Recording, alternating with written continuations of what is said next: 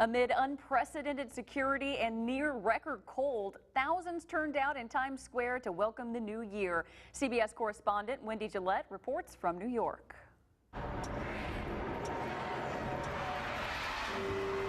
A massive crowd braved the bone-chilling cold in Times Square to say hello to 2018. By the time the ball dropped, the temperature had fallen to just 10 degrees. Not since 1917 had New York rung in a new year in such frigid conditions. Bucket list. Definitely. Yeah, we always watch it on TV, so we figured, why not? But I think we picked the wrong year to come because it's super cold.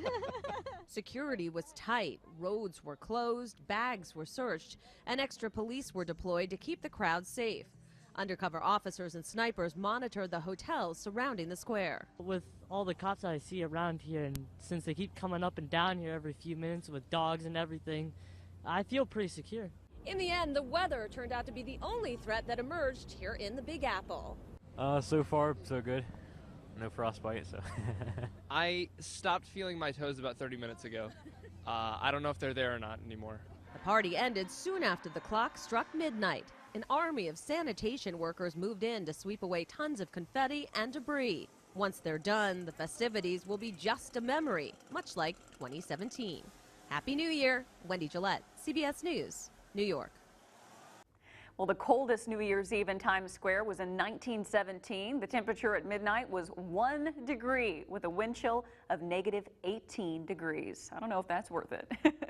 And in these dangerously cold temperatures, here are some things to remember. First, dress in layers. You can always shed some if you end up not needing them. Also, check on any neighbors who might need help, especially the elderly. And the same goes for your animals. Either bring your pets indoors or make sure they have somewhere warm to stay with food and fresh water. Something a lot of people forget about is make sure your pipes don't freeze. Open the cabinets around the pipes and leave a trickle of water dripping overnight. And speaking of pets, animal control officers are asking people not to play Good Samaritan and try to save animals that have been left outside. North Little Rock's Animal Control has a partnership with the police department. So if you have a complaint at night or on the weekend, there's an on-call officer who can see if it's an emergency. Most of the time, it won't take much to keep the animal safe and warm. That's the last thing I want to do, is to go and tell somebody's dog passed away because something so simple that you could take care of. The city of Little Rock debated an ordinance this past fall about rescuing animals from cars that were either too hot or too cold, but it never came up with a final solution.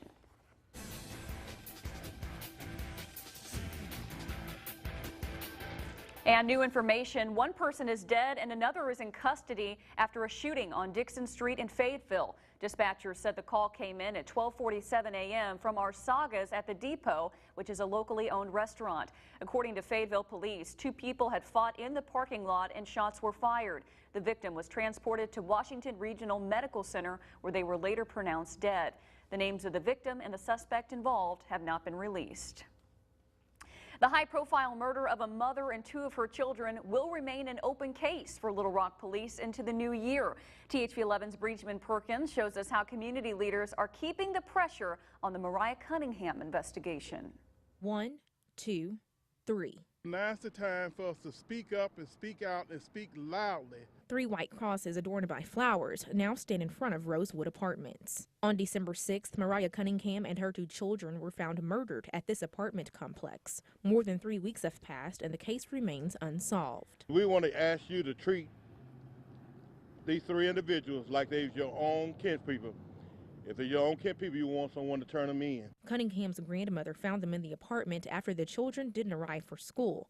In Arkansas, Stop the Violence and other community groups are starting a campaign, Justice for Mariah and her children. Just like this person killed 3 people, this person will certainly kill again. That's right. And we don't need any more violence or any more killing in the city of Little Rock. A community pleading with its own people to end ongoing patterns of silence. Quit with that no snitching thing. You know, think about if it was your mom, if it was your children. Wouldn't you want somebody to tell something? These groups pledge they won't stop until Cunningham's family gets action and answers. If you went to that funeral, unlike some of our public officials did not go to our funeral, you would have seen 1 big casket and 2 small caskets. And if that doesn't affect you, then there's nothing else I can say to you.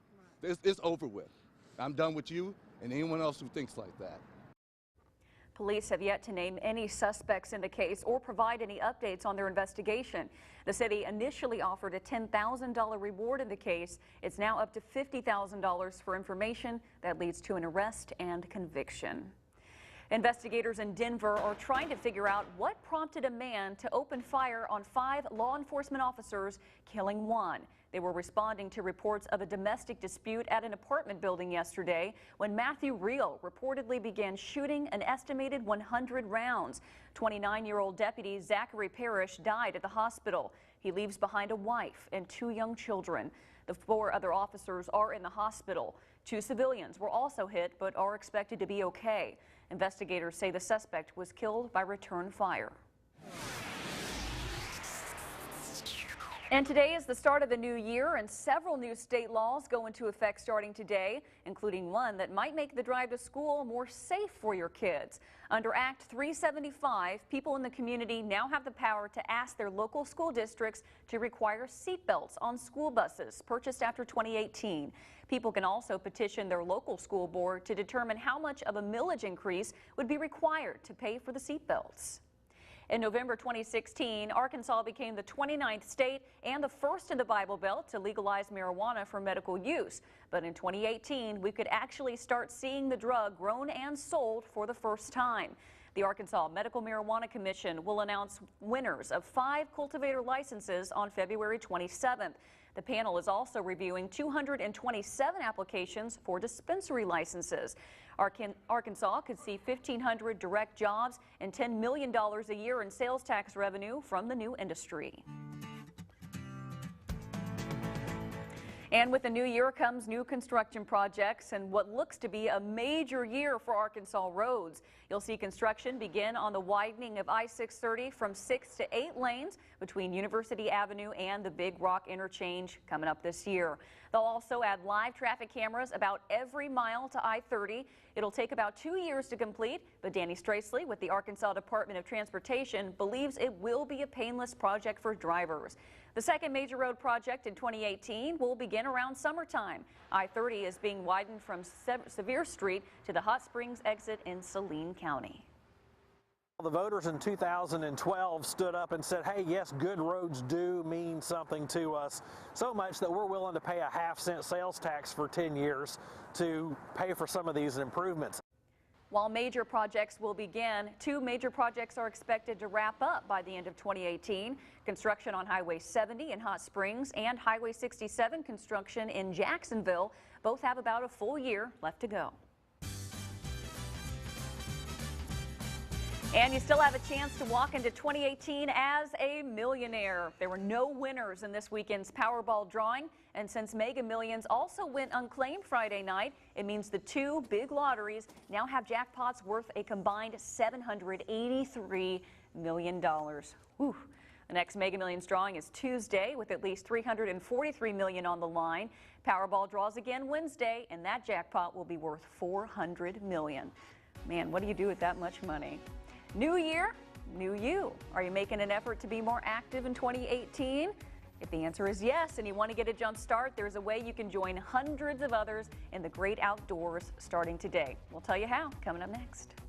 It looks like it's going to be a cold one. Once again, it's not warming up very much at all, but we do have a chance to finally make it above freezing sometime later this week. We'll let you know when. Stay with us.